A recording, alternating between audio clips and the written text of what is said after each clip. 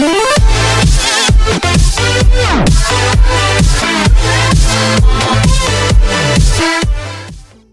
Hello guys, welcome to Naveen technical craft. So இன்றைக்கி என்ன பார்க்க போகிறோம் அப்படின்னு பார்த்தீங்கன்னா, எப்படி வந்து ஒரு எலக்ட்ரிக் பைக் எப்படி செய்யுதுன்றதை பார்க்க போகிறோம். So let's get started.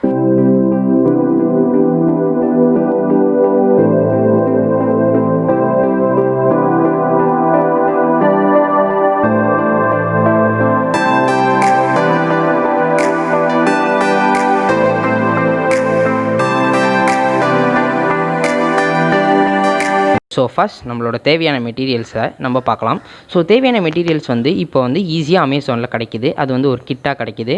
அது எப்படி டெக்ஸ்ட் பண்ணி பார்க்கணும் அப்படின்னு பார்த்தீங்கன்னா, MY1016Z2 அப்படின்னு போட்டு பைக் கிட் அப்படின்னு போட்டிங்கன்னா அமேசானில் உங்களுக்கு கிடைக்கும். ஸோ அந்த கிட்டை நீங்கள் வாங்கிக்கலாம். அண்ட் கிட் வேணாம், நான் தனித்தனியாக ப்ராட்ஸ் வாங்கி நான் பண்ணணும் அப்படின்னு நினச்சிங்கன்னா, ஆனால் அதுக்கு தேவையான பார்ட்ஸ்லாம் லைனாக சொல்கிறேன். ஸோ வாங்க பார்க்கலாம். ஸோ ஃபஸ்ட் வந்து நம்ம பேட்டரியை சார்ஜ் பண்ணுறதுக்கு தேவையான ஒரு சார்ஜர் வேணும். அந்த சார்ஜர் வந்து 12 வோல்ட் 1.15 ஆம்ப்ஸ் இருக்கணும். அது உங்களுக்கு நெட்டில் கிடைக்கும், அமேசானில் கிடைக்கும், நீங்கள் வாங்கிக்கலாம். MY1016Z2 இந்த motor 24 volt 250 watts and 3300 RPM இருக்குது. இதோட மவுண்டிங் இந்த மெட்டல் வந்து இதுவும் தனியாக கிடைக்கும். இதை கூட நீங்கள் நெட்டில் வாங்கிக்கலாம். அண்ட் உங்களுக்கு தேவையான லென்த்துக்கு செயின் வேணும். அந்த செயின் வந்து உங்களோட மோட்டரும் உங்களோட வீலோட அந்த கியர் ஃப்ரீ வீல் கியருக்கும் தேவையான லென்த்துக்கு நீங்கள் வாங்கிக்கலாம். கிட்லேயும் கிடைக்காத ஒன்று அப்படின்னு பார்த்தீங்கன்னா, அது இந்த 3 ஒயர்ஸ் தான். இது நீங்கள் தான் ரெடி பண்ணணும். சரி, ஒரு சேம் லென்த்துக்கு 2 ஒயர்ஸ் கட் பண்ணிக்கோங்க. அந்த 2 ஒயரில் 2 ஃபீமேல் பின்னை வந்து க்ரிம் பண்ணிக்கோங்க. அண்ட் ஒரு ஸ்மால் லென்த்துக்கு வந்து இன்னொரு 2 ஃபீமேல் பேட்ரி டெர்மினலில் வந்து நீங்கள் க்ரிம் பண்ணிக்கலாம். அதே மாதிரி மிச்சம் இருக்கிற இந்த 2மே சேம் லென்த்தில் இருக்கணும்.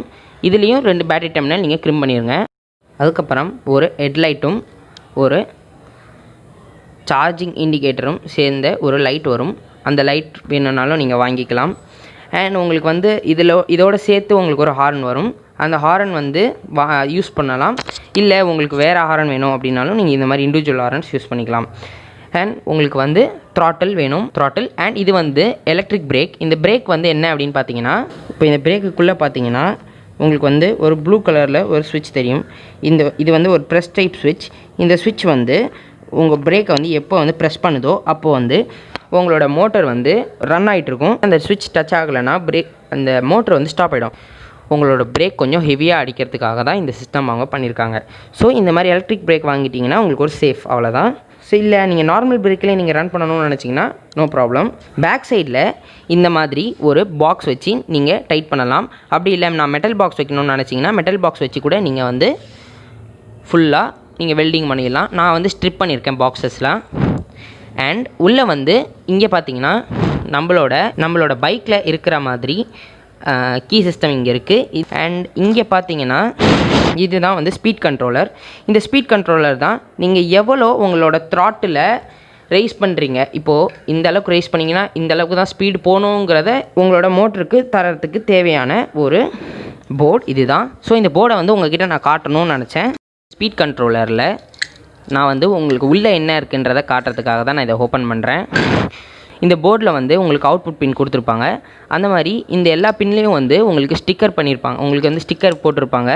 உங்களுக்கு வந்து இது வந்து த்ராட்டில், இது வந்து பேட்ரி, இது வந்து பிரேக்ஸ், அண்ட் இது வந்து உங்களுக்கு மோட்டர், அந்த மாதிரி உங்களுக்கு தேவையான எல்லாத்தையும் வந்து போட்டிருப்பாங்க. நான் இந்த ஸ்டிக்கர்ஸ்லாம் நான் எடுத்துகிட்டு ரிமூவ் பண்ணிட்டேன். ஏன் அப்படின்னு பார்த்தீங்கன்னா, இது வந்து ஃபுல்லாக சைனீஸ் லெட்டர்ஸில் இருந்தது. ஆக்சுவலி இந்த போர்டில் வந்து ஒரு ஃபால்ட் இருந்துச்சு. நான் போட்டோடனே ஃபஸ்ட்டு பேர்ன் ஆகிடுச்சு. அதனால் நான் உள்ளே வந்து கெப்பாசிட்டர் மாற்றிட்டுருக்கேன். இங்கே கெப்பாசிட்டர் மாற்றிருக்கேன். இங்கே பார்த்தீங்கன்னா சால்ட்ரிங் பண்ணி உங்களுக்கே தெரியும், டிஃப்ரென்ஸ் தெரியும். இது வந்து ரோபோட் பண்ணுது, இது நான் பண்ணது. பேக் சைடில் சைக்கிளோட பாக்ஸில் வந்து நீங்கள் இதை வச்சுட்டு சைக்கிள் பாக்ஸில் ஒரு சின்ன ஹோல் போட்டு இதெல்லாம் வெளியே வச்சுட்டு நீங்கள் கிளிப் பண்ணிடலாம். இல்லை நீங்கள் சைக்கிள் பாக்ஸில் கிளிப் பண்ண மாட்டேன் அப்படின்னா நீங்கள் சைக்கிளில் வேறு எங்கே உங்களுக்கு பிடிச்ச இடத்துல வச்சுட்டு உங்களோட எல்லா கிளிப்ஸையும் இதில் போட்டு நீங்கள் கிளிப் பண்ணிக்கலாம்.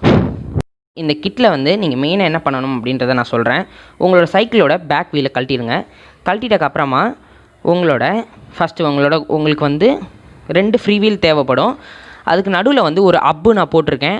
அது அப்பு வந்து கொஞ்சம் மூடி மாதிரி இருக்கும், அதை நீங்கள் போடணும். ஃபஸ்ட்டு வந்து இந்த நடுவில் இருக்க ஷாஃப்ட் வந்து நார்மல் ஷாஃப்ட் கிடையாது.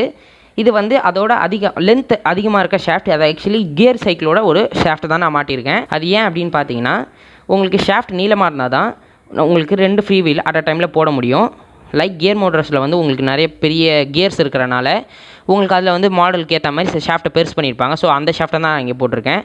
அது மட்டும் இல்லாமல் இங்கே வந்து எப்படின்னா, ஷாஃப்ட்டை ஏற்றிட்டக்கப்புறமா உள்ளே இருக்க ஃப்ரீ வீலை வந்து ஃபஸ்ட்டு நீங்கள் ஏற்றிடணும்.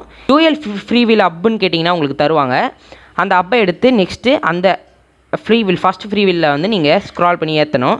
அதுக்கப்புறமா செகண்ட் ஃப்ரீ வீலோட எடுத்து நீங்கள் இதில் வந்து அந்த ஹப்பில் ஏற்றணும். ஸோ இந்த செகண்ட் ஃப்ரீ வீல் வந்து இந்த ஃபஸ்ட் ஃப்ரீ வீலோட ஹப்பில் தான் நிற்கிது. ஸோ அது வந்து கரெக்டாக ஏற்றினா தான் இது வந்து நிற்கும், இல்லைனா கலந்து வந்துடும். ஸோ இதை வந்து நீங்கள் கரெக்டாக ஏற்றிடுங்க. ஏற்றிட்டக்கப்புறமா உங்களோட சைக்கிளில் நீங்கள் இதை ஃபிக்ஸ் பண்ணணும். ஸோ நீங்கள் பார்த்தீங்கன்னா தெரியும், நான் இங்கே ஃபிக்ஸ் பண்ணிவிட்டேன். இங்கே வந்து நீங்கள் நார்மலாக ஸ்க்ரூ போட்டு எப்படி நீங்கள் உங்களோட ஸ்பேனரில் டைட் பண்ணுறீங்களோ அந்த மாதிரி டைட் பண்ணிடுங்க. ஸோ அதுக்கப்புறமா நம்மளோட மோட்டரை எடுத்துகிட்டு இந்த இடத்துல இங்கே வச்சு இப்படி அவுட்டர் சைடில் நம்ம கிளாம்ப் பண்ண போகிறோம். இந்த மாதிரி வச்சு நம்ம கிளாம்ப் பண்ணிவிட்டு இங்கேயும் சேர்த்து நம்மளோட செயினை வந்து போட போகிறோம், ஃபஸ்ட்டு செயினை. அண்ட் இங்கே உள்ளே இருக்கிறதுல வந்து நம்ம நார்மல் சைக்கிள் செயினை வந்து நம்ம இன்சர்ட் பண்ணணும். ஸோ அவ்வளோதான். மற்றபடி எல்லா கனெக்ஷனுமே வந்து உங்களுக்கு கிளிப்பிங் டைப் தான், அதை நீங்களே பண்ணிடலாம்.